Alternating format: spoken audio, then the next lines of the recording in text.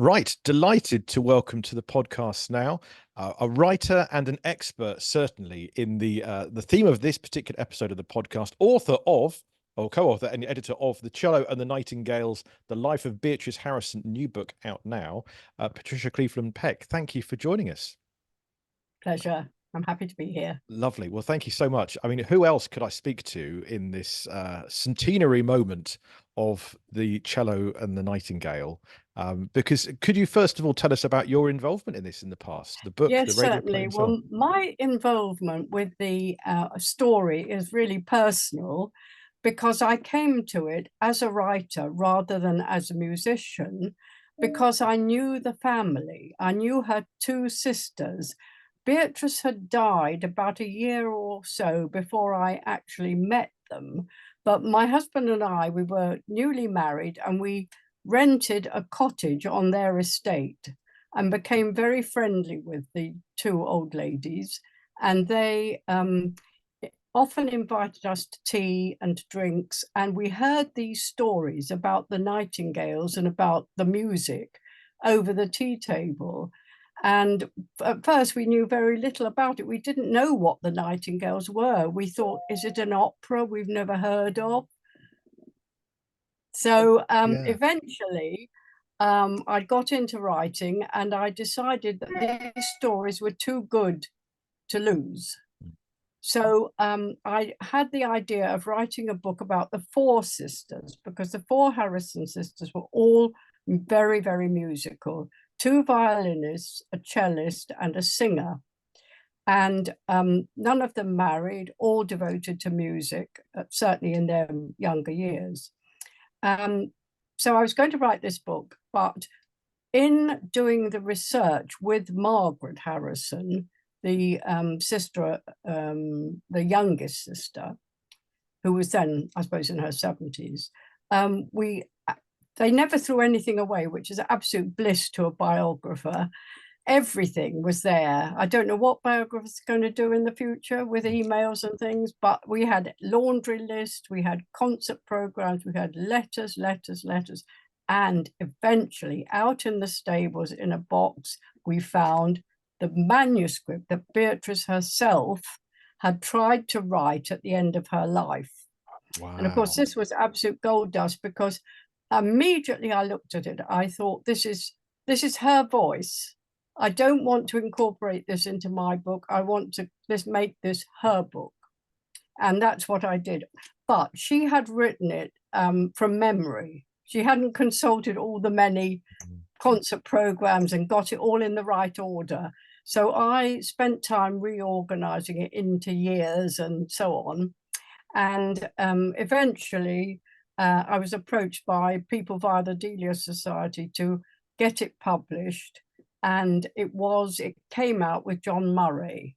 That's the first edition. The first edition of this book, which is now out. But there was a previous edition, and for that I actually went to Albemarle Street, and I can't tell you how thrilled I was. I was quite a young writer, to stand in the room where Byron stood with the Murray family, absolutely amazing. Wow. And quite amusingly, with this one brought out by Canongate, it was so different because how things have changed. I met the CEO of Canongate and he gave me a great big hug. You wouldn't have got that from John Murray. No, okay, yeah. Courtesy. Anyway, the book came out, and that sort of caused a little bit of a renaissance for Margaret Harrison. She went in, she was a very first-class violinist in her time, but she got out of it, and sort of that brought her back into it, and certainly brought Beatrice's name back into the contemporary cello scene. Well, but I am not a musician, really. I mean, there's certain music I love, obviously, but it was just, I did it for just to get the story out, because it just struck me as such an amazing achievement to have got the BBC down there. And it was a fledgling BBC. It was a BBC that, it wasn't even the BBC as we know it at all. It was the British Broadcasting Company. Of course. And they didn't even record. They broadcast. This is where we've had a lot of controversy recently. We'll certainly get to that. Absolutely. Yeah, because the first broadcast was just literally a broadcast. And a few years later, it did come about that they could record and repeat. But in those days, in 1924, and slightly prior to that, it was a one-off. If it didn't work, you had to do it all over again. Absolutely. Well, first of all, then, we'll get to the controversy, certainly. Maybe that'll be a nice little epilogue, and then also the tale of how it came about, the cello and the Nightingale. And this is, a landmark in terms of outside broadcasting and the distance it went and how many people listened and loved it. But something just to draw from what you were saying there, that I don't think I'd fully appreciated was as well that way that, it's one of those landmark things people talk about of. If you talk about the early BBC or landmark broadcast over the years, it's one of those things we just assume has always been there. But there's no one around really now who would have remembered hearing it particularly. No, and but I was lucky because I did come into the story at the very tail end of people that had actually been involved. Brilliant. We'll also come into the story of how we can rebut the allegations. Yes. Indeed, the controversy. But, it was a completely different, iconic moment, because it was the first broadcast of wild bird song, as far as I know, in this country anyway, and it went all around the world. Yeah, it was viral. It was like the Strictly of the day. People were madly keen, talking about it, phoning each other up. Some people listen to it on the phone. Amazing. As we do now, indeed. As we listen to radio now on the phone, And like Strictly, it's a duet, of course, a musical duet. So it's all very appropriate. But thanks to because your book then has helped preserve this story and retell it. And as you say, people were forgetting about it. And the radio play as well. Carry on with something you said about a sort of iconic moment. I notice, and what I've done in this book is it's exactly the same book as Beatrice wrote, but I've done an afterword in which I have gathered together as many of the Beatrice-related events that have come about since the first edition in the 80s. And one of them was the film The Dig. I don't know if you heard of that film. It's nothing to do with music. It's all about digging up archaeological. Oh, yes, I have heard that. Yes, just a chance remark. One of the characters says something about the woman who played her cello, and the Nightingale responded, and that sort of pins it to the 1920s. Yes, I see. It was a very iconic moment, which was, it did go on for 12 years, but it started then. So for those, we should tell the tale, really, I suppose, shouldn't we? For those unfamiliar with the event. So it's the centenary now, as we speak, May of 1924, and then there's a bit of build up to it in terms of the BBC. Seem to be months of eagerness at the BBC to do this somehow, knowing they've probably got to wait till spring, and it seems then Beatrice Harrison, her first encounter with the BBC via performing with the Elgar and the like. Is that right? Yeah, Beatrice was very familiar with the BBC, in as much as several of her concerts, the Elgar, etc., had been broadcast to the nation and beyond. And that is what struck her, that if they can do that when I'm playing at Queen's Hall or wherever it was, why can't they come to my garden and do it and send it for people who haven't got gardens, who haven't got nightingales? And although she was the sweetest, gentlest character, she was one of those people with a little bit of a terrier in her, a bit of tenacity, and she absolutely carried on asking. And of course, she was quite famous. She has been hailed as the major cellist of that era. And so she was quite important. So obviously they didn't want to offend her, but certainly Mr. Reith, as he then was, didn't initially think this was at all a good idea. A wild goose chase didn't come into it. Well, if I may quote from your book, in fact, Beatrice Harrison writes, I telephoned to John Reith at the BBC, who seemed very dubious at first. Meanwhile, the Song of the Nightingale was at its height at Foyle Riding, her house, and I knew that it must be now or never, as from now on he would sing later and later at night, and in 2 weeks he would be gone. There you are. Yeah. It's just a window opens in the month of May. Yes, and but it did take her a while, but obviously she got there in the end. I must confess, I had a hard tussle, as the BBC would not believe that such a thing was possible and thought it would be a waste of their time. As you said, a wild goose chase. But also, funny sort of moralistic arguments against it, that wouldn't it be terrible if people got used to listening to the Nightingale on the wireless and not the real thing? And he compared it with eating tinned salmon rather than real salmon. I mean, that's so 1930s or 1920s, isn't it? It's very Reith as well. The idea. Yeah. So yeah. So they convinced each other. She convinced them, and they came down, and this famous day set up all their equipment, and they waited, and it was very funny. In fact, I've written also a radio play about it, because it lends itself so much to recreating that moment. And they waited and they waited, and you've got the poor announcer saying the sun is setting over the hills, and trying to fill in, because it didn't sing immediately, because I'm sure the chaotic thing of, you know, all the equipment and the people tramping about, wild birds don't like that sort of thing. Also, they had all these animals roaming around making a noise, so but at the last minute it did. So I've heard your fine radio play, and it's marvelous, and also that sense of having to wait and wait and wait, which I think, is it Diana Quick, I think, is playing Beatrice. Right. Diana Quick played Beatrice, and Julian Lloyd Webber played the cello. That's right, of course, wonderful. And those moments give us a chance then to reflect back, and then you can do those flashbacks and how did we get here, and all of those things.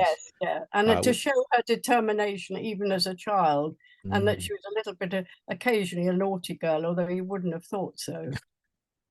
And so, by the sounds of it, then at the time, of course, you know, you've got to piece this together with a bit of detective work, but you've got the Savoy Hill bands sort of on the air as well. Like, when do you cut out of then and cut into this Surrey woodland, Surrey garden, with a cellist playing, hoping the Nightingale would join her? Yes, it was. It always amused me to think of this Savoy Orpheans playing their dance music, and people actually dancing in their sitting rooms, listening to early radio. And of course, at this point, there's no choice on the radio, so you can't re-tune. You know, you can't go radio station to station, particularly. It was sort of seen as a miracle, really. Yeah. So instead, you have people listening to, as you say, dancing around the living room for a bit of jazz, and suddenly it's like the radio retuned itself and gives you. And now we go to this Surrey woodland for some classical, you know, some Danny Boy. And then people were absolutely on tenterhooks, and of course, it went on throughout the Nightingale season every evening, and then it went on for 12 years. Amazing, isn't it? Amazing. So it was really popular. As you said, she received hundreds of letters, or thousands of letters, some just addressed to the Lady of the Nightingales, England. Wonderful, wonderful. And so we know, and we've got some pictures, of course, as well, which we'll share on our social media pages and things. You can see the engineers down there in the garden. You can see what it would have been like. And the equipment, which is a bit beyond me, but they apparently had a really good new recording broadcasting magnetophone microphone. Ah, yes. Well, I know we have one of our listeners to the podcast and on the Facebook group is the grandson of Captain Round, who invented that microphone or innovated it.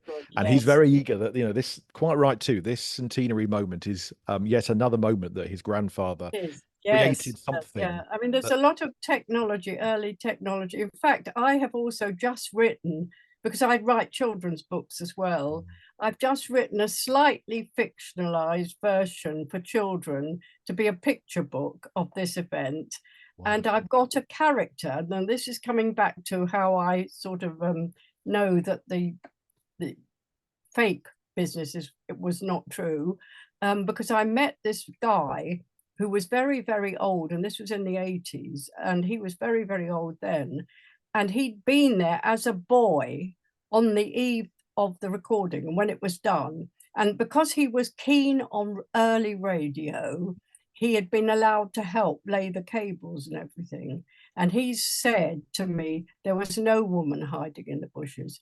But also I've used him slightly as a character in my children's book, as a boy that was there. And so I brought in the history of early radio, because they were hobbyists. People called themselves radio hobbyists. And it was a quite a trendy thing to be. Well, And we'd love to. You could build a crystal set. The Boy Scouts did it. You could build a little crystal set, a cat's whisker it was called, and listen very cheaply. Well, we'll have to share information of the children's book when that's out as well. That sounds a marvelous thing. Well, I haven't found a publisher yet. But when we get there, I'm going to have a Beatrice moment and be determined. Yeah, indeed, you come back to us when that's there. Absolutely. So we're edging towards the this woman in the bushes, then, all that sort of thing. Or was she there? Wasn't she there? Yeah. But first of all, So I've got a note here that what she played then: Elgar, Dvorak, Londonderry Air as well. Rimsky-Korsakov, Chant Indou. That was a popular one with the Nightingales. Yeah, she had a whole little repertoire. And of course, a few years later, HMV actually made records of all of this with the Nightingale singing, and they sold in their thousands too, throughout her life. And that's helpful to know, as maybe then we should start talking about this thing that we've been hinting at, which is this myth, accusation, whatever you want to call it. Yes. Did the Nightingale sing, or was it a human imitator? So this accusation seems to have come about a few years ago, particularly, but I've seen evidence. I've heard it. I heard it in the 90s. I heard it in the 90s. So did her sister. What it was the descendants of this Madame Soberon, she's got several names, who claimed that she had been called in by the BBC in case the Nightingale didn't sing. And when it first was mooted, I said, well, of course, if they can produce some proof, we'll have to believe it. I was very loath to, because Beatrice was such an honest person. She would never have written what she did in her autobiography about that night had it not happened. She might have written nothing, or she might have admitted that she had some whistler in the woods. But she didn't. She gave a full account of that evening.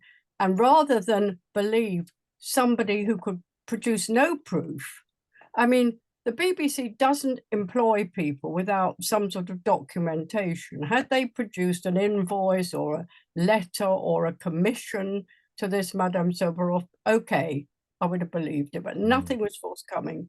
She did exist, and she was a professional bird imitator. But my view is that her descendants maybe did believe that she did it, because she may have said something like, I could have done that, you know, and that it got cross wires.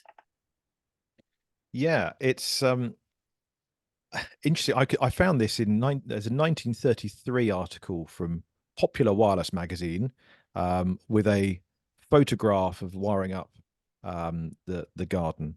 And the chief engineer of the BBC, or the former chief engineer at this point, Peter Eckersley, says, hearing is believing. So adept has broadcasting become in faking the real thing that many people did not believe those Nightingale broadcasts were true. So that was a reference in 1933 that some people were doubting, but saying, no, you know, this was the case. This was what happened. And then you flash forward, and it seems to be a Guardian article seems to particularly brought this to the fore again in a couple of years ago. The one recently was more particularly annoying because it actually claimed that it would produce some proof. And I don't mince my words in my afterword in this book. I think it's extremely sloppy journalism to promise something and not deliver. That was the first thing that annoyed me. The second thing was this Guardian article was flagging a BBC Radio 3 programme. And that is where a lot of statements were made which should not have been made. We'll leave it at that because it's all in the book, what I think of it. Now, I don't want to cause any more, you know, it's over now. Because also this Nightingale sung several times for a start. Secondly, there were evenings when no Nightingale sung, and it wasn't covered up. There were no people brought into whistle. It was just said, didn't happen. Yeah, absolutely. And I think the only reason I sort of mentioned it at all is that I was chatting to someone last week about this centenary, and you know, he had heard of the Nightingale, the cello Nightingale story, but little more than that, and said, "Oh yeah, didn't I read somewhere that that was all faked?" And I think this is the problem. This is the final thing was that I think it was Leonard Berkeley, who said at the end of the comments about this, "I shall never listen to it in the same way again." And that is what annoyed the, you know, I wouldn't call us the Beatrice fans, but the Beatrice supporters, because it's wrong that her reputation should be spoiled for something that wasn't true. And when I listened back to that Private Passions interview this morning, and you can hear they sort of hint at things and discuss things, and that already there's a problem where he says, the BBC decided to make a wonderful live recording, and as you said at the very start, broadcast, not recording. They didn't make recordings for another 10 years. I think this is the crux of the matter. They were all listening to the wrong thing for the start. There was no, what they were listening to was the HMV recording, but it was sort of ironic that they were all discussing the wrong thing. Yes. And even then it's guesswork. Even then they're going, well, it sounds like it could be in 1927 in a recording. And in fact, I noticed on the Private Passions BBC programme page, I just noticed this morning, after all the blurb about what's on the show, and I've never seen this on any BBC programme website before, it says a correction. Since we broadcast this programme, I'll read it here. It says, since we broadcast this programme, new evidence has been brought to light. I haven't seen that. No, it Where says, is that? You wouldn't know. It's right at the bottom of this article, of this BBC, of the Private Passions programme page. And I'll quote it. It says, a correction. Since we broadcast this programme, new evidence has been brought to light. We've now learned that the recording initially believed to be the original 1924 broadcast of Beatrice Harrison and the Nightingale, as labelled by the BBC Archives and the National Sound Archive, in other words, it's not our fault, it was mislabelled, is instead likely to be a commercial recording released in 1927 by HMV. Not likely, it is. But I did hear that they admitted that, but I didn't know they put it in print. And it says the labelling has now been corrected to ensure this mix-up won't happen again. Suggestions that the Song of the Nightingale in 1924 may have been sung by a siffleur are not new, but probably impossible to verify, since it seems likely the original 1924 broadcast was never recorded, as recording technology didn't exist at the time. Claims about the real bird being replaced in 1924 by professional bird imitator Madame Sabaron are based on written letters written testimony, it says here, to the BBC from relatives of Madame Sabaron, as well as accounts from Madame Sabaron herself. There continues to be competing accounts of this extraordinary musical event, as well as huge public interest, demonstrating just how important the story of Beatrice and the Nightingale is in the history of broadcasting. In other words, we wash our hands of it. I want to see that, definitely. I'd like a link to that. I'll send you that link. Yeah. But no, that is good. And also, I have received this morning some documentation about Madame Sabaron, which is extremely interesting. I mean, I knew she was involved, her husband was imprisoned and that he was a spy and all this, but there are more details which are quite fascinating. I mean, that would also make quite a good little book or play or something. You know, the writer. I have really milked this story. I've done a radio play, I've done a stage play, I've edited this book, and now a children's book, and now I've got another idea. Well, there you go. Keep on going. Absolutely. well, thank you. Thank you for also informing, educating, entertaining us as well here on the podcast about it as we celebrate the centenary of this magical moment from that Surrey garden 100 years ago. from now. Thank you, Patricia Cleveland-Peck. And your book, once again, is The Cello and the Nightingales, The Life of Beatrice Harrison, out now.